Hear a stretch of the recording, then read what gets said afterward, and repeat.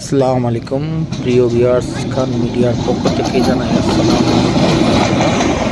আজ আমি চলে এলাম নেত্রকোনা, ময়মনসিংহ জেলার নেত্রকোনা। এটা হলো ময়মনসিংহ টু মোহনগঞ্জগামী ট্রেন। আমি ওইটি ধারণ করেছি নেত্রকোনা বড় স্টেশনের পাশে দাঁড়িয়ে।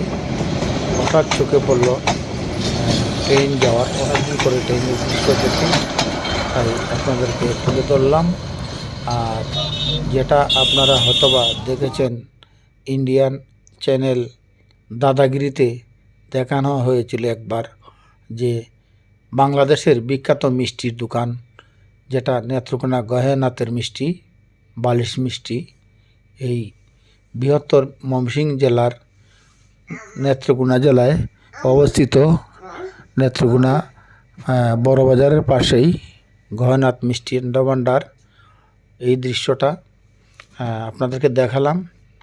আমি আসার সময় অবশ্যই কিছু মিষ্টি নিয়ে আসছি সিলেটে আসার সময়, তাই ভিডিওটা ধারণ করেছি আমি গাড়িতে বসে, আর আপনাদেরকেও দেখাচ্ছি।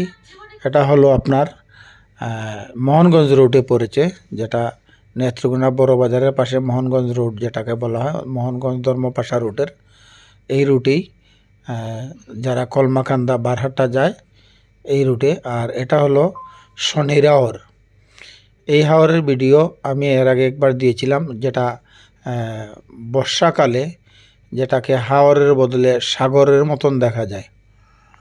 আর শীতকালে যখন হাওর শুকিয়ে যায়, দেখুন সবুজ ধান আর সবুজ ধানের মধ্যেখান দিয়ে এই রাস্তা, মোটরসাইকেল যারা যায় মোটরসাইকেলে এই রাস্তা দিয়ে যাওয়া যায়। আমি মোটরসাইকেলে আমার নিজের মোটরসাইকেল দিয়ে চলে গেছিলাম, তখন হঠাৎ চোখে পড়ল যে একটু ভিডিও ধারণ করি, তাই একটু ভিডিও ধারণ করলাম আপনাদের জন্য। এটা বর্ষাকালে শুধু দেখা যায় একটু তুপ বাড়িঘর, আর যতটুকু আপনার চোখ তাকাবেন ঠিক ততটুকু শুধু খেতি ফসল শীতকালে, আর বর্ষাকালে শুধু পানি আর পানি। এটা বলার কিছু নেই, বোঝা যায় এটা একটা সাগর। সাগরের মধ্যে দিয়ে যারা মানে গেছেন লঞ্চে বা জাহাজে গেছেন, ঠিক ততরূপ অনুভব করা যায় বর্ষাকালে এই রাস্তা দিয়ে আসলে। এটা হলো সুনামগঞ্জের শেষ প্রান্ত যেটাকে বলা হয়। এটা ময়মনসিংহের জেলার বিভাগের নেত্রকোনা থানার মোহনগঞ্জ জেলার এখানে অবস্থিত। এটা সুনামগঞ্জের শেষ প্রান্ত, ধর্মপাশা থানার পাশেই, এবং মধ্যনগর থানা, ধর্মপাশা এবং মধ্যনগর থানার ঠিক মধ্যেখানে এই হাওরটির নাম হলো শনির হাওর।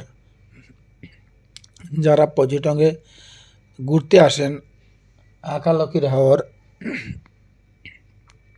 বা দেখার হাওর বা শিমুল বাগান যারা আসেন, এই হাওরের একটি অংশই টেকারঘাটে মিলিত হয়েছে সেই সাইডে। আর এটা হলো ঠিক আপনাদেরকে যেটা দেখাচ্ছি, এটা হলো শনির হাওর।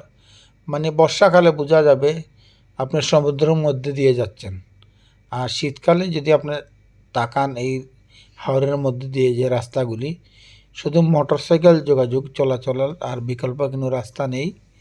আর এলাকায় কিছু মানুষ বসবাস করে উঁচু বিটে করে, মাটি দিয়ে অনেক উঁচু করে এলাকায় যারা বসবাস করে তারা।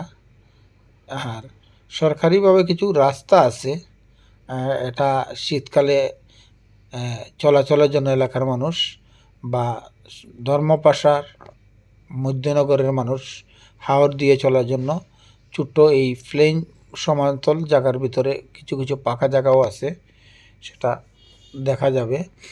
আর আমরা যে জায়গা থেকে ভিডিও ধারণ করছি এটা হলো গোলকপুর এর পাশেই। এটা মন্নানঘাট এবং ধর্মপাশার মধ্যে দিয়ে যে রাস্তাটা, হাওরের মধ্যে দিয়ে, এটা কিছুদিন আগে আমরা শুনেছিলাম এই হাওর দিয়ে নাকি ঝুলন্ত সেতু হবে, সেতুর মতন ব্রিজ হবে, কিন্তু এখনও এটা কার্যকর হয়নি। তাই কিন্তু মানুষের স্বপ্নই রয়ে গেল।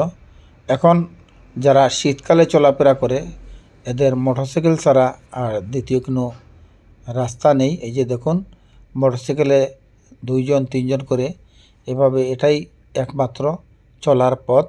আর বর্ষাকালে যারা এই রাস্তায় চলেন হয়তোবা স্পিড বোট বা নৌকা, লঞ্চ, এই 3টেই চলে।